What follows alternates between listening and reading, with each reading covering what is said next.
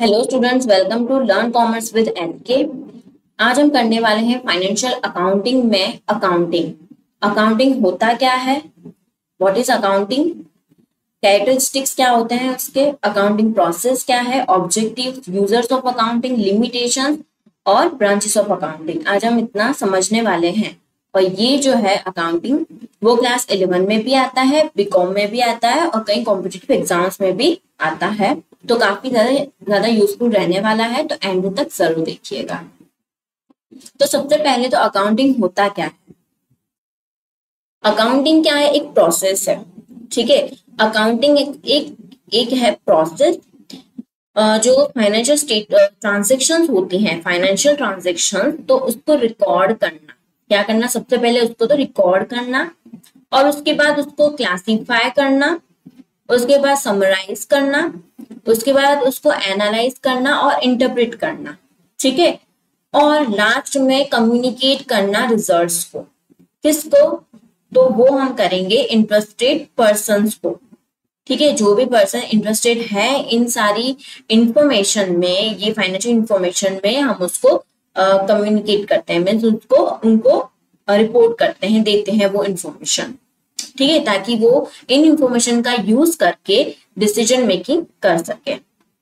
तो अकाउंटिंग क्या है, अकाउंटिंग एक प्रोसेस है फाइनेंशियल ट्रांजेक्शन को रिकॉर्ड करना। ठीक है, the process of recording, classifying, record करना, सबसे पहले तो रिकॉर्ड करना, उसके बाद क्लासीफाई करना, उसके बाद समराइज करना, उसके बाद एनालिसिस करना and then interpreting the financial transactions and communicating the results. जो भी सारे रिजल्ट है उसको कम्युनिकेट करना there to the persons interested in such information. तो ये होगा अकाउंटिंग।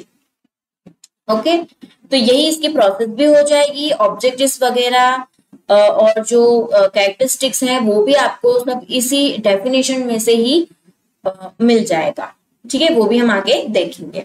अब American institute of certified public accountant है, उसने भी अकाउंटिंग को डिफाइन किया है, डेफिनेशन दी है कि अकाउंटिंग क्या एक आर्ट है। ठीक है, accounting as the art of recording, classifying and summarising in a significant manner. वही सारी चीजें हैं, recording, classifying and summarising in a significant manner and in term of money transactions and events which are in part at least of financial character and interpreting the result thereof। ठीक है, तो वही सारी चीजें हैं, इसकी डेफिनेशन है। Okay, तो ये था अकाउंटिंग। अब उसके बाद है इसके कैरेक्टरिस्टिक्स, वो भी हमने जो डेफिनेशन में पढ़ा है वही सब कुछ आ जाएगा इस कैरेक्टरिस्टिक्स में। तो आइडेंटिफाइंग फाइनेंशियल ट्रांजेक्शन, तो सबसे पहले तो फाइनेंशियल ट्रांजेक्शन को आइडेंटिफाई करना। ठीक है, तो accounting identifies and recognise transactions that are financial in nature. कैसा होना चाहिए, वैसी ही ट्रांजेक्शन इसमें रिकॉर्ड होगी जो फाइनेंशियल हो नेचर में। ठीक है, जैसे कि बाइंग मशीनरी, मशीनरी खरीदना, परचेज करना, तो वो क्या है, फाइनेंशियल ट्रांजेक्शन है। ठीक है, जैसे कि 1 लाख की या फिर 2 लाख की जो मशीनरी हम परचेज करते हैं, कोई भी असेट हम परचेज करते हैं, तो वो क्या होगा, फाइनेंशियल नेचर का है, तो ये फाइनेंशियल ट्रांजेक्शन हुआ। But appointing a manager, manager को अपॉइंट करना वो रिकॉर्ड नहीं होगा। क्यों, क्योंकि ये फाइनेंशियल ट्रांजेक्शन नहीं है, इसमें कोई भी मॉनिटरी टर्म तो है नहीं। ठीक है, लेकिन मैनेजर को सैलरी देना, तो वो क्या होगा, फाइनेंशियल ट्रांजेक्शन होगी, क्योंकि उसमें सैलरी आएगी ना, 50,000 60,000, वो पैसों में आ गया, तो वो होगा। लेकिन मैनेजर को अपॉइंट करना is not recorded in accounting unless it involves monetary payment. अगर हम उसको पेमेंट करेंगे तो वो रिकॉर्ड होगा, बाकी नहीं। ठीक है, तो आइडेंटिफाई करना है फाइनेंशियल ट्रांजेक्शन का, जो भी सारे ट्रांजेक्शन होंगे वो फाइनेंशियल नेचर की ही होंगी। अब उसके बाद है measurement. It means quantification of business transactions into financial terms by using monetary unit. जो फाइनेंशियल ट्रांजेक्शन, जो बिजनेस ट्रांजेक्शन होंगे वो फाइनेंशियल टर्म में होंगे, जैसे कि मॉनेटरी यूनिट। ठीक है, जैसे कि रुपी या फिर पैसे, वो क्या है, मेजरिंग यूनिट हो गया। तो सारे जो फाइनेंशियल ट्रांजेक्शन होंगे वो रुपीज और पैसे में होंगे। इंडिया में रुपीज और पैसे में होंगे। और यूएस में क्या होंगे, डॉलर में होंगे। तो ये क्या है, मेजरिंग यूनिट वो सेम होना चाहिए। ठीक है, तो ये है मेजरमेंट। उसके बाद है रिकॉर्डिंग, रिकॉर्ड करना। तो जो भी सारे फाइनेंशियल ट्रांजेक्शन है जो हमने आइडेंटिफाई किए हैं, जो हमें रिकॉर्ड करने हैं, तो वो हम क्या करेंगे, रिकॉर्ड करेंगे, सिस्टमेटिकली रिकॉर्ड करेंगे इन द बुक्स ऑफ अकाउंट। जैसे कि जर्नल, जर्नल में हम क्या करते हैं, रिकॉर्ड करते हैं। For example sale of goods, हमने सेल किया है गुड्स को क्रेडिट पे, तो वो किसमें रिकॉर्ड होगा, सेल्स जर्नल में होगा। तो ये क्या होगा, recording.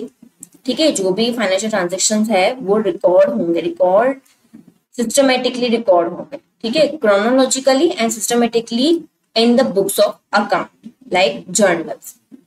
For example sales of goods on credit is recorded in the sales journal, वो सेल्स जर्नल में रिकॉर्ड होगा। यही इसका एग्जाम्पल। रिकॉर्डिंग हो गई। अब रिकॉर्डिंग के बाद हम क्या करते हैं, क्लासिफाई करते हैं। तो एक बार रिकॉर्डिंग हो गया, उसके बाद क्लासिफाई होगा ट्रांजेक्शन का। Transactions are classified into categories using ledger account.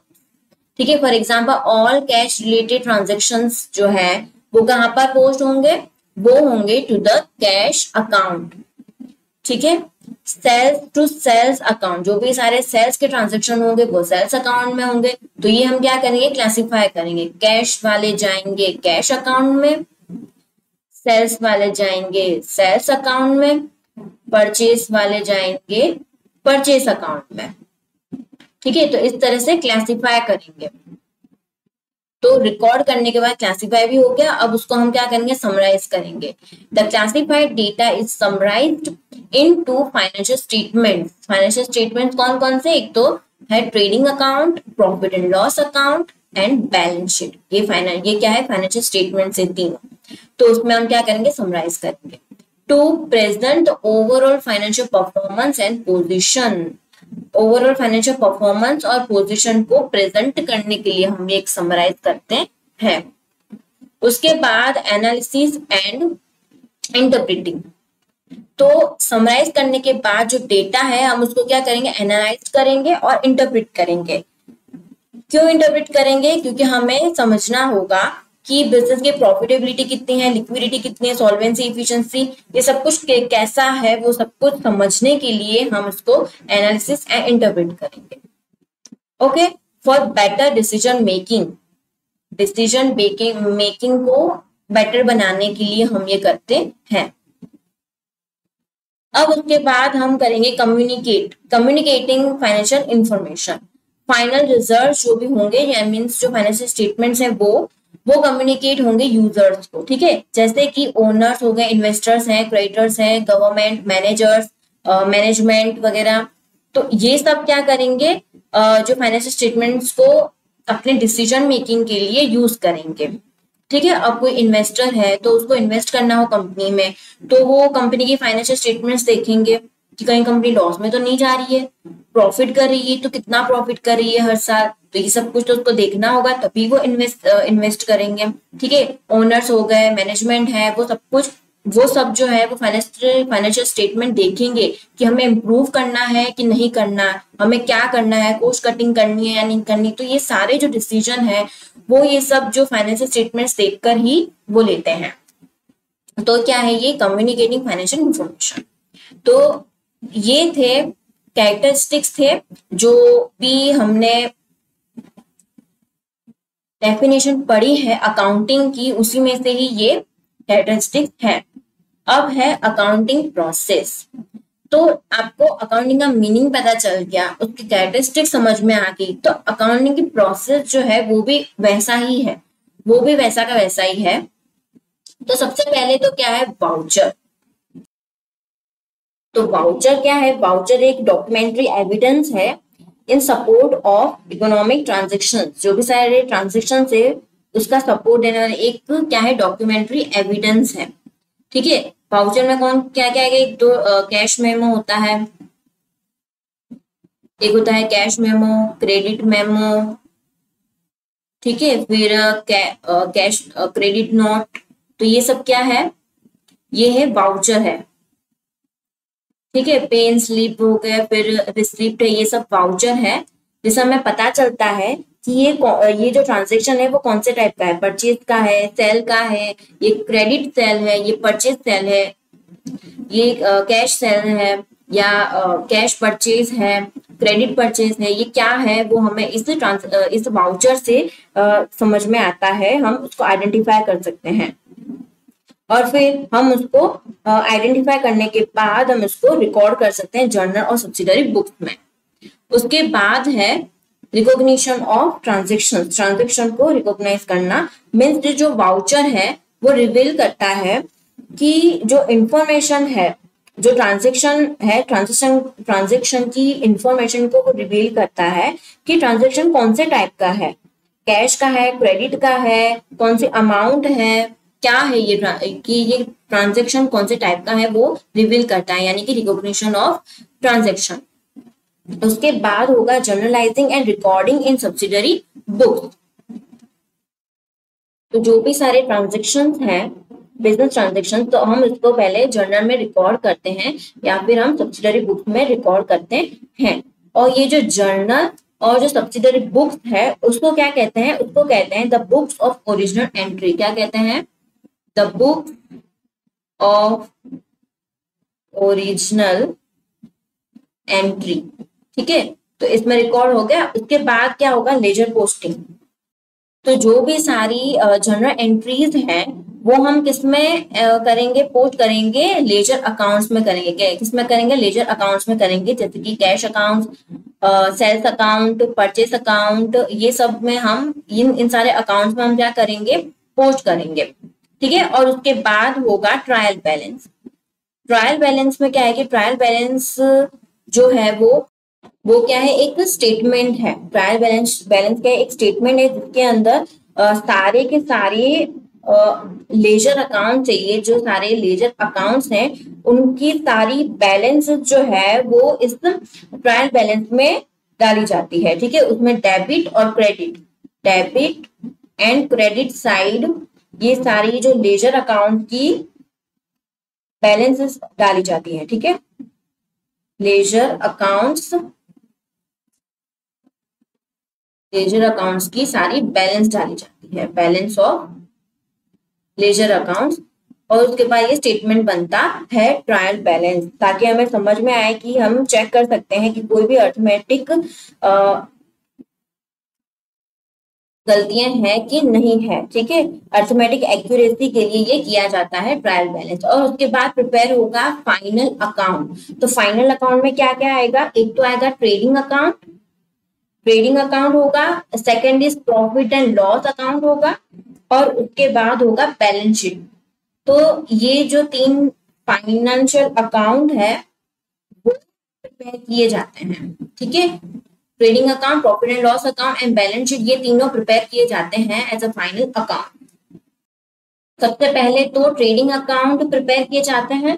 Trading account में हमें ग्रॉस प्रॉफिट या फिर लॉस मिलेगा। ग्रॉस प्रॉफिट या फिर लॉस वो कहाँ पर लेके जाएंगे? प्रॉफिट एंड लॉस अकाउंट में। उससे हमें मिलेगा नेट प्रॉफिट या फिर नेट लॉस मिलेगा, और वो फिर हम बैलेंस शीट बनाएंगे। और बैलेंस शीट प्रिपेयर करने से हमें हम पता कर सकते हैं कि फाइनेंशियल पोजीशन क्या है बिजनेस की। ठीक है, तो ये था अकाउंटिंग प्रोसेस। तो ये अकाउंटिंग प्रोसेस वही है जो हमने डेफिनेशन में भी पढ़ी है, स्टैटिस्टिक्स में भी पढ़ा है, वही है। और आगे भी हम ये जो सारा है वो हम समझने वाले हैं एक एक करके। ठीक है, जर्नल वगैरह हम समझेंगे, लेजर पोस्टिंग समझेंगे, ट्रायल बैलेंस और फाइनल अकाउंट, ये सब कुछ हम एक एक करके आगे आने वाले लेक्चर्स में हम समझेंगे। उसके बाद है ऑब्जेक्टिव्स ऑफ अकाउंटिंग। तो सबसे पहला ऑब्जेक्टिव है systematic recording of business transaction. तो जो भी सारे बिजनेस ट्रांजेक्शन हैं उसको सबसे पहले हम रिकॉर्डिंग करते हैं, राइट। हम रिकॉर्डिंग करते हैं किससे? Through passing entries in journal, posting them into ledger and finally preparing the trial balance. तो हम जो भी सारी ट्रांजेक्शन है उसको सिस्टमेटिकली रिकॉर्ड करते हैं ताकि हमें अच्छे से समझ में आ जाए कि जो बिजनेस है वो क्या कर रहा है, प्रॉफिट कर रहा है या फिर लॉस कर रहा है। ठीक है, तो इसी वजह से तो इसके लिए हम सिस्टमेटिक रिकॉर्ड करते हैं। तो सिस्टमेटिक रिकॉर्ड होगा तो वो एक ऑब्जेक्टिव बन जाएगा। रिकॉर्ड करने के लिए हम बनाते हैं अकाउंटिंग।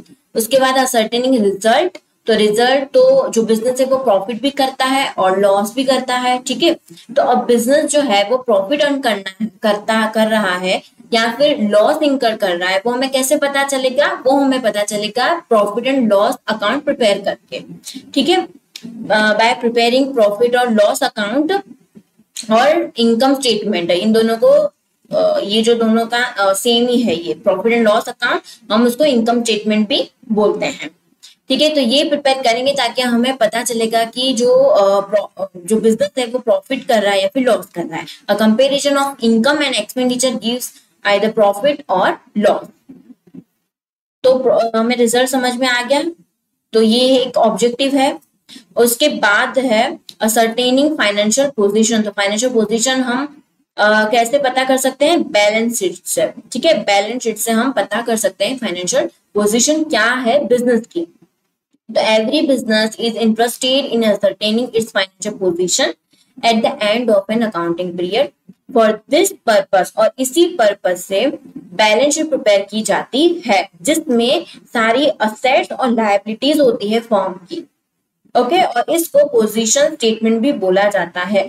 ये भी इंपॉर्टेंट है कि बैलेंस शीट को क्या बोला जाता है? पोजीशन स्टेटमेंट बोला जाता है। क्यों? क्योंकि ये कंपनी की पोजीशन शो करती है बैलेंस शीट, इसीलिए, ओके। उसके बाद है प्रोवाइडिंग इंफॉर्मेशन। तो अब हमने जो भी सारे फाइनेंशियल स्टेटमेंट्स प्रिपेयर किए हैं तो उससे इंफॉर्मेशन प्रोवाइड की जा सकती है स्टेक होल्डर्स को, ठीक है। To provide useful financial information to stake holders.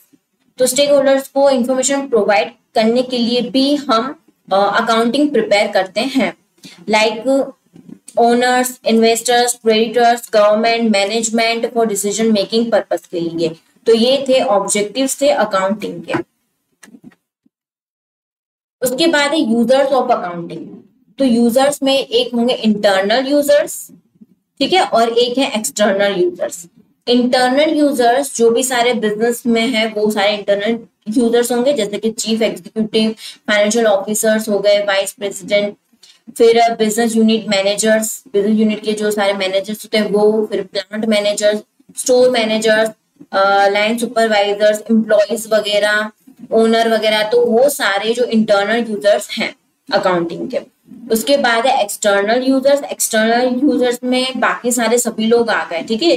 Present and potential investors, जो भी सारे शेयर होल्डर्स होते हैं वो। फिर क्रेडिटर्स हैं, banks and other financial institution, debenture holders, other lenders, tax authorities हैं, फिर रेगुलेटरी एजेंसीज जैसे कि department of company affairs, registrar of companies, securities exchange board of India, labour union, trade association, stock exchange and customers etcetera. तो ये सब, और फिर researchers, government and public, ये सारे के सारे क्या है? एक्सटर्नल यूजर्स हैं। पब्लिक मतलब सब लोग आ गए इसमें, तो वो होंगे एक्सटर्नल यूजर्स। तो वो है यूजिंग ऑफ अकाउंटिंग। अब उसके बाद है लिमिटेशंस है अकाउंटिंग के। Limitation of accounting, only monetary transactions are recorded. इसमें सिर्फ और सिर्फ मॉनेटरी ट्रांजेक्शन्स ही रिकॉर्ड किए जाते हैं। क्वालिटेटिव फैक्टर्स जो है उसको इग्नोर किया जाता है, जैसे कि एम्प्लॉय स्किल, मैनेजमेंट की इफिशिएंसी, फिर कस्टमर का सेटिस्फेक्शन। ये सब जो है वो बिजनेस के परफॉर्मेंस को इम्पैक्ट करता है, लेकिन ये सब रिकॉर्ड नहीं होता। सिर्फ और सिर्फ मॉनेटरी ट्रांजेक्शन्स ही रिकॉर्ड होते हैं बेस्ड ऑन। तो ये एक क्या होगा? इसकी लिमिटेशन हो। अफेक्ट तो करता ही नहीं, ये सब भी एम्प्लॉय की स्किल अफेक्ट करती है, मैनेजमेंट की इफिशिएंसी अफेक्ट करती है, लेकिन ये रिकॉर्ड नहीं करता, तो ये इसकी एक लिमिटेशन बन जाएगी। फिर बेस्ड ऑन हिस्टोरिकल कोस्ट, जो हिस्टोरिकल कोस्ट के ऊपर बेस्ड है ये, जैसे कि जो असेट जो है वो रिकॉर्ड किया जाता है ओरिजिनल कोस्ट पे, ना कि करंट मार्केट वैल्यू। ये ओरिजिनल कोस्ट जो है उस पे रिकॉर्ड किया जाता है असेट, और ये अफेक्ट करता है ट्रू फाइनेंशियल पोजीशन को ड्यूरिंग इन्फ्लेशन और डिफ्लेशन। फॉर एग्जाम्पल, लैंड हमने परचेज की है कितने में? 10 लाख में। बहुत पहले हमने परचेज की है, बहुत सालों पहले परचेज की होगी 10 लाख में। अभी भी still shown at that cost, अभी भी हम 10 लाख में ही शो कर रहे हैं, बस उसमें से हाँ डेप्रिसिएशन माइनस करते जाते हैं year on year. Even if its market value 50 lakh, अभी इसकी मार्केट वैल्यू क्या है 50 लाख होगी, लेकिन फिर भी हम इसको जो पोस्ट प्राइस है जब हमने परचेस की थी लैंड 10 लाख में, वही हम शो करते हैं, उसमें से सिर्फ डेप्रिसिएशन ही माइनस करते जाते हैं। तो ये भी एक क्या हो गई, लिमिटेशन हो गई। उसके बाद है सब्जेक्ट टू पर्सनल जजमेंट।